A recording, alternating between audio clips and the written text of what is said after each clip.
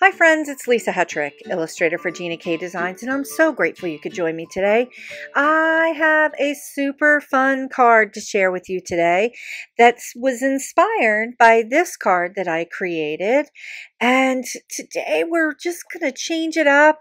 I'm going to do something different with the color palette, and I really like this concept because it's very low profile and it makes excellent use of the stamps and makes the stamps the star of the show. So I'm super excited to share this with you, and we're going to use that geometric piece in my new stamp set as a really fun background. So here is the color palette, and I thought it would be fun to kind of put these colors down so you could see what I'll be working with for the project. And I kind of switched up Peach Bellini and Innocent Pink here, but I've got Slate, Jelly Bean Green, Innocent Pink, Wild Dandelion, and Peach Bellini. And I think that Slate is kind of like a really fun color. It's like a cool black. It doesn't get used that much, and I am going to use it in a very surprising way today on a piece of cardstock that you probably wouldn't expect seeing that color on. And Wild Dandelion, hello! I love Wild Dandelion and I'm constantly using it lately. Okay, so I'm breaking out of my using black as my cardstock base, and I'm going to go ahead and use this blue denim cardstock from Gina K Designs instead of the craft. And I think this is going to give that card kind of a nice fall look to it, sort of, but maybe not. I'm going to also be using the Gina K Designs layering white cardstock, but I think this blue denim is going to be really, really nice with the color palette that I've chosen here. So I've got a piece of the layering white cardstock so that I can begin to create all of the embellishments. I've got my scissors and the Connect glue, and I absolutely love, and I've got all the stamps here. So I'm using my new Something Good stamp set from Gina K Designs, and we're going to play with some of the leaf and floral pieces in the stamp set and the geometric frame in the stamp set, and of course this flower that I am over the moon about, and it's showing up in every single project that I create. So I'm going to go ahead and get started with creating the embellishments for the card. So I'm starting off with using the Gina K Designs Slate ink, and this ink is a super juicy. So you really only need to just tap it on your stamp. How do I know this? Because I kind of have made a mess in a couple other projects. So just keep that in mind. The slate is a super juicy. So I've just added this to the stamp and just stamped it down, and look how beautiful that is. It's a really nice, cool with a little undertone of warm color, and I really, really like it. So I'm going to go ahead and stamp that, and now I'm taking the floral bud pieces, and I'm also inking them up in slate and stamping them down so that they become part of the embellishments as well.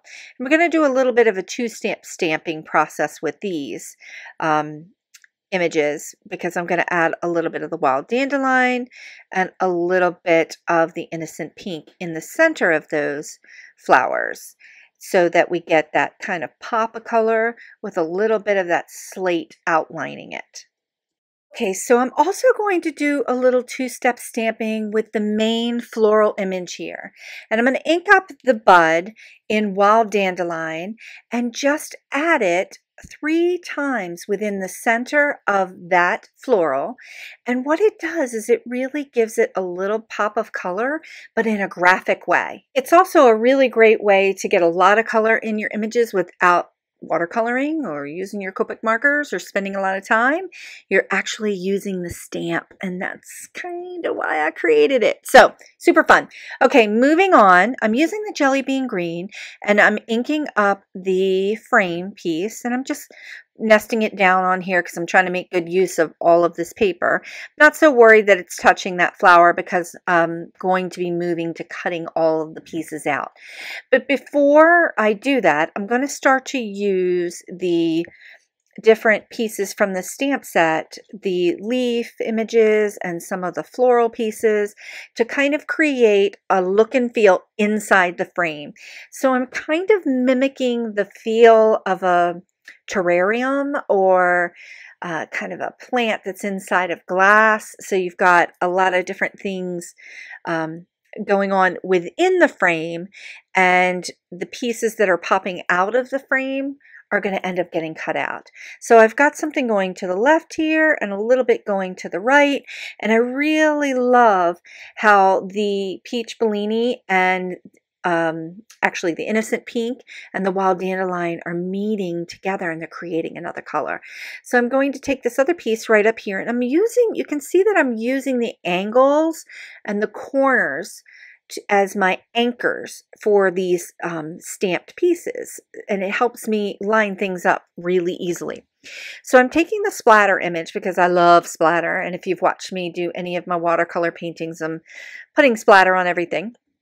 And so I keep making them into little stamps for you to use so you can create that look.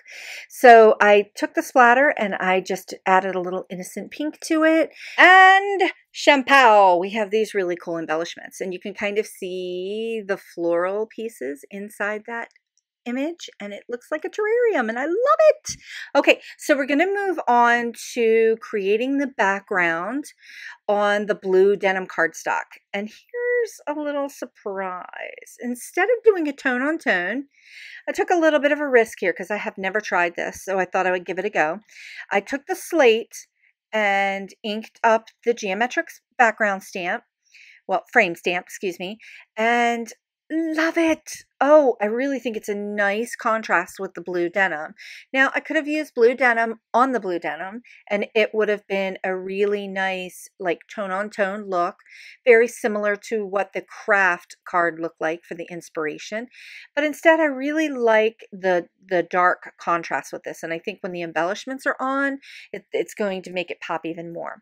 So I'm using the frame, and I'm turning it around in different directions, and I'm using the angles in the frame and lining them up to create this background piece.